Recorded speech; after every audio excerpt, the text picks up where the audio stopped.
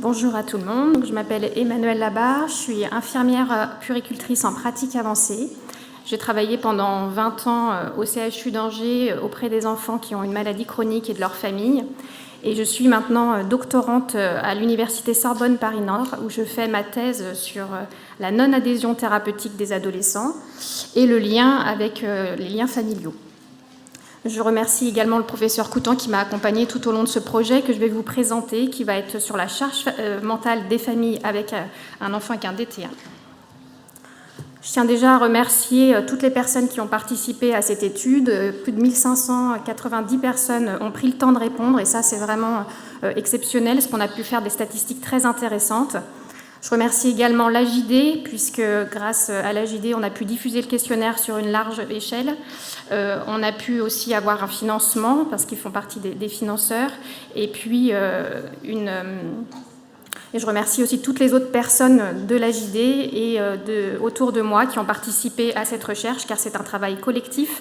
Alors bien sûr, l'équipe d'Angers, avec le professeur Coutan qui m'a accompagnée tout au long du projet et qui a fait toutes les statistiques. Le docteur Donzo, à l'Université d'Angers, mon co-encadrant de thèse, Laurent Poiroux, et tous les membres de l'AJD, notamment du CEM, qui ont permis de faire évoluer notre questionnaire, bien sûr à Karine Cholot, docteur de Cardanet, et les membres du CEM dont je fais partie, particulièrement Lynn et Bettina, qui sont des mamans très actives à l'association. Alors pourquoi j'ai fait cette étude? D'abord, je suis partie de mon expérience clinique en tant qu'infirmière en pratique avancée. J'ai accompagné beaucoup de familles et j'ai eu la joie, on va dire, d'installer beaucoup de boucles fermées chez des enfants. Ça faisait partie de mon travail à mi-temps, on va dire, et de suivre les enfants sur quelques mois, voire quelques années, selon les centres dont les enfants étaient issus. J'ai donc rencontré beaucoup de familles et effectivement, on savait que la boucle fermée, ça améliore l'hémoglobine glyquée, ça améliore l'avenir, mais il y avait quand même plein de questions qui persistaient, et notamment si ces nouvelles technologies, elles changeaient vraiment la vie quotidienne, et surtout, est-ce que tous les membres de la famille, parce que moi c'est ça qui m'intéressait, vivaient les choses de la même manière. Bien sûr, il y a plein d'études randomisées qui sont faites, mais ce n'est pas forcément des études de vie réelles. Il y avait souvent dans les questionnaires de qualité de vie peu de participants, et souvent c'est aussi des familles qui sont volontaires pour changer de dispositif. Donc on voulait avoir une étude un peu plus globale. Alors déjà, il a fallu commencer. Alors pourquoi on a fait cette étude? L'objectif vraiment, c'était d'évaluer la charge mentale des familles avec un enfant avec un diabète de type 1 en fonction des différentes modalités de traitement. C'était ça qui nous intéressait. Mais il y avait aussi d'autres facteurs qui rentrent en compte et qui peuvent influencer soit cette charge mentale, soit cette qualité de vie, et on voulait aussi les étudier. Il a fallu commencer par déjà définir qu'est-ce que c'est que la charge mentale, parce que la charge mentale, c'est un concept des années 70 qui était plutôt utilisé en sociologie et qui, c'était surtout sur la femme active qui travaillait et qui devait gérer la maison à côté. Et puis finalement, ce concept, il a été approprié dans les soins et notamment dans le diabète. Mais par contre, à l'heure actuelle, il n'existe pas d'échelle unique, une seule échelle qui nous permettrait de voir tous les aspects de la charge mentale. Parce qu'effectivement, la charge mentale, ce n'est pas que la qualité de vie, ce n'est pas que la charge du traitement, ce n'est pas que l'impact que ça va avoir sur le sommeil ou sur l'anxiété, mais c'est vraiment l'impact aussi sur toute la vie quotidienne. On a donc mené une étude en 2024, d'avril à octobre 2024, une étude nationale qui était anonyme, qui comprenait donc un questionnaire adapté pour les enfants à partir de l'âge de 8 ans et un questionnaire adapté pour les parents. Il a été diffusé très largement par l'AJD sur les différents réseaux sociaux. Et on l'a aussi transmis aux équipes qui souhaitaient participer sur tout le territoire national. Cela restait quand même anonyme. Alors, qu'est-ce qu'on a mesuré? On a essayé de mesurer tous les aspects de la charge mentale.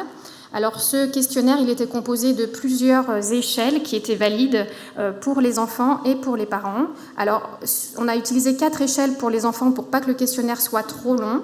2 questionnaires sur la qualité de vie, donc un en lien avec l'alimentation et un vraiment sur la qualité de vie en général. Un questionnaire plutôt sur l'anxiété en général, pas forcément lié au diabète, un questionnaire vraiment sur l'anxiété au quotidien.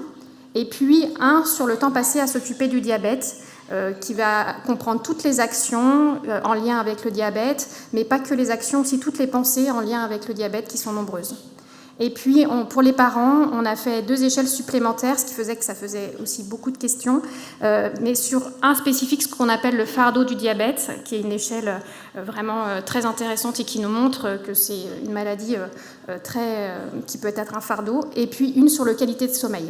On n'a pas interrogé les enfants sur ces 2 échelles parce que déjà d'une, ils ne sont pas validés à partir de 8 ans, et puis de 2, ça faisait trop long et leur niveau d'attention aurait peut-être été un peu biaisé. Alors, qui a participé ? On a eu 1593 personnes qui ont répondu à ce questionnaire, que je tiens à remercier, 1093 mamans, 242 papas et 258 enfants qui avaient au moins 8 ans, qui avaient besoin de l'autorisation de leurs parents pour être interrogés, et ce qui représente au total 1239 enfants et familles qui vivent avec un diabète de type 1. Quand on regarde la composition du foyer, c'était 77% de familles avec les 2 parents qui ont répondu sur ces 1239 familles, 15% de familles monoparentales et 7% de familles recomposées. On avait 1% autres, c'était souvent des enfants qui étaient placés en institution, en foyer. Quand on regarde les caractéristiques des enfants qui avaient le diabète de type 1, l'âge moyen des enfants qui avaient répondu, enfin des parents et des enfants qui avaient répondu, c'était environ 11 ans. Le diabète était dans la famille depuis presque 5 ans.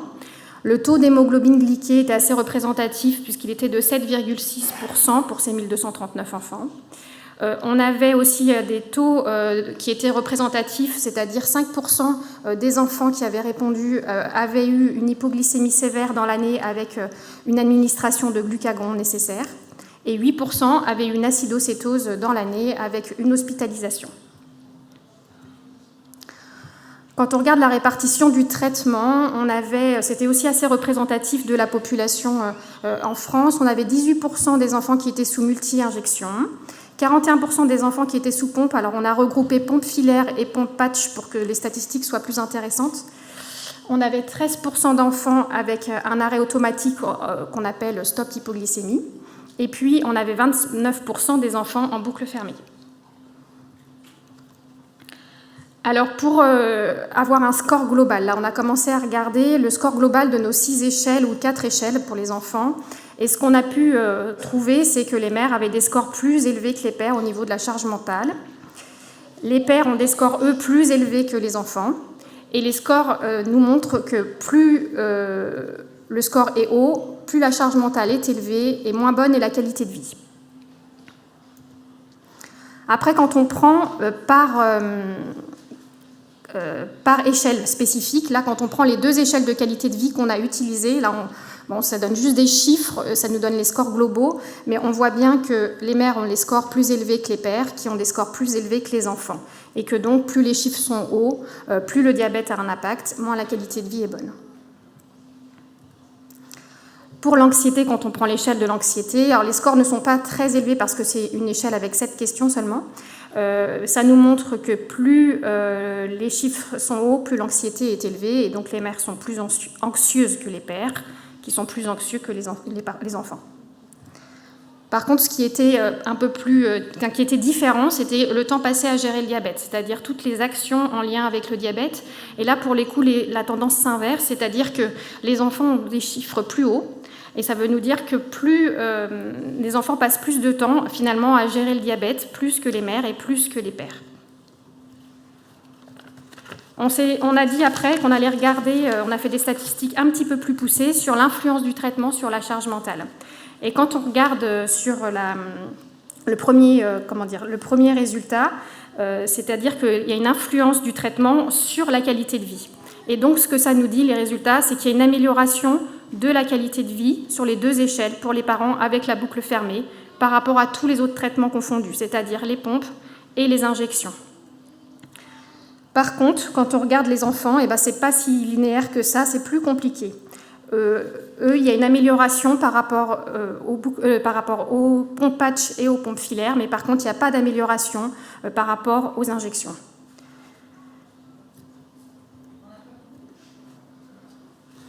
Quand on regarde l'influence du traitement sur la charge mentale, on a regardé aussi le temps passé à gérer le diabète. Alors ce que ça nous dit aussi, c'est que la boucle fermée, ça améliore le temps passé pour les parents avec la boucle fermée. Ce qui n'est pas très étonnant puisque l'algorithme prend des décisions et donc certainement ça améliore le temps passé pour les parents. Par contre, ce n'est pas vrai pour les enfants. Quel que soit le temps passé, quel que soit le dispositif de traitement, le temps passé est identique, ou en tout cas ressenti comme identique. Ça veut nous dire que la charge pour les enfants, c'est important, et au quotidien, ils doivent toujours penser à faire leur bolus, compter leurs glucides, changer leur capteur, en changer leur réservoir, expliquer à leurs copains, et finalement, le traitement, la technologie, c'est bien, mais ça ne fait pas tout, et donc il faut aussi en tenir compte. Quand on regarde une question précise qui était sur le nombre d'interventions que pouvaient avoir les enfants et les parents pour gérer le diabète, et là on est vraiment dans les actions, pas dans les pensées, on sait qu'un enfant sur deux, du coup, il intervient plus de 10 fois par jour sur son diabète. Et ça, peu importe le traitement qu'il a. Et puis, pour les mamans, c'est 44% et les papas, c'est 33%, ce qui sont quand même des chiffres importants. Ce qui nous a un peu étonnés, par contre, c'est que le traitement, parce que nous, dans notre ressenti de clinicien, on entendait quand même beaucoup les parents qui disaient depuis qu'on a la boucle fermée, on dort mieux. Et c'est pas ressorti en tout cas dans notre étude. On pensait que ça l'améliorerait le sommeil, mais pas vraiment. Alors il y a plusieurs explications. D'abord, les alarmes la nuit, elles sont fréquentes, et elles sont plus fréquentes en boucle fermée que quand on est sous multi-injection. Et puis, quand on regarde les chiffres un petit peu plus précisément, on voit que quand même 47% des mères, une mère sur deux, se réveillent toutes les nuits, indifféremment du traitement. Au moins 5 nuits par semaine, c'était la question. 29% des pères, et puis un enfant sur 5. Et puis, quand on regarde un peu plus précisément ces histoires d'alarmes, c'est pareil. On a 44% des mères qui sont dérangées par les alarmes, 39% des enfants et 36% des pères. Ça peut aussi expliquer qu'il n'y a pas forcément d'influence positive sur le sommeil. On espérait aussi que la boucle fermée, ça réduirait l'anxiété. Non, pas vraiment non plus. Donc l'anxiété, c'est pas aussi que la peur de l'hypoglycémie qui va être un peu gérée par la boucle fermée, mais c'est aussi ce qui va se passer pour l'avenir, le regard des autres pour les enfants, la stigmatisation qui existe. Et donc, ça peut être aussi les complications à long terme pour les parents. Et ça, comme on n'a pas fait d'études spécifiques, d'échelle spécifique sur la peur de l'hypoglycémie, on ne peut pas vraiment faire de lien. Après, au-delà de la technologie, on a voulu savoir ce qui influençait et ce qui améliorait la qualité de vie. Alors, ce qui aide, pour les parents notamment, c'est plus l'enfant est grand, plus la charge mentale s'allège. Et donc ça, c'est important. On n'est pas très étonnés, les parents s'impliquent moins, l'enfant devient autonome. Mais donc là, ça a été montré. On a aussi le fait de faire du sport en club. Le fait de faire du sport, pour les mamans et pour les enfants, ça améliore la qualité de vie. Ce qui va un peu avec les études qui existent sur le sport en général. Mais en tout cas, ça a été corrélé aussi avec les enfants avec un diabète. Et puis, ce qui nous a un peu plus étonnés, c'était que les revenus, plus les revenus étaient élevés, plus la qualité de vie était bonne pour les enfants avec un diabète. Et donc, du coup, ça, c'était valable pour tous les membres de la famille, père, mère et enfants. Le cut-off, c'était 3 500 €. C'est-à-dire que les familles qui avaient moins de 3 500 € par mois dans les foyers avaient une qualité de vie un peu moindre que ceux qui en avaient plus de 3 500. On a regardé les facteurs qui influencent la charge mentale, mais à l'inverse, c'est-à-dire ce qui complique la charge mentale, ce qui donne une moins bonne qualité de vie, et c'était l'hémoglobine glyquée chez les mères. Une hémoglobine glyquée, plus elle est élevée, plus la charge mentale est importante, moins la qualité de vie est bonne. Une acidocétose dans l'année pour les mères, c'est-à-dire sur les 12 derniers mois, c'est pareil, ça peut entraîner des inquiétudes et du coup ça influence sur la charge mentale. À l'inverse, on a retrouvé chez les enfants, c'était plutôt l'hypoglycémie sévère qui influait sur la charge mentale. Ces résultats, c'est important. Ça veut dire que la technologie, c'est bien, mais ça ne fait pas tout, qu'il y a d'autres facteurs qui influencent. Et puis les complications, elles ne sont pas toutes les mêmes pour tout le monde. Alors, ce qu'on va retenir de cette étude, premièrement, oui, la boucle fermée, c'est bien, mais ce n'est pas magique. Ça aide beaucoup les parents, ça c'est sûr. Au niveau des résultats, c'est eux qui sont le plus aidés. Mais pour les enfants, c'est un peu plus mitigé et du coup, il faut en tenir compte. C'est plus subtil. Et puis, un autre résultat frappant, c'est que Les complications passées, ça marque différemment selon que vous êtes le parent ou l'enfant dans la famille. Une acidocétose, ça traumatise plus les mamans. Sur le long terme, les complications aussi, alors que l'hyposévère, l'enfant, c'est l'instant T, c'est ça qui compte. Et ça va plus le marquer. Ça veut dire qu'il faut vraiment accompagner différemment chaque enfant, chaque famille. Les inégalités sociales comptent. La technologie, ça ne suffit pas forcément. Et puis, je voulais insister sur le fait que le vécu familial, il est unique parce que chaque famille a un vécu différent, et ça, je pense que vous l'avez entendu tout au long de la journée, mais aussi chaque membre de la famille vit les choses aussi différemment. Voilà, je vous remercie. Je remercie encore la JD de me donner l'occasion de m'exprimer.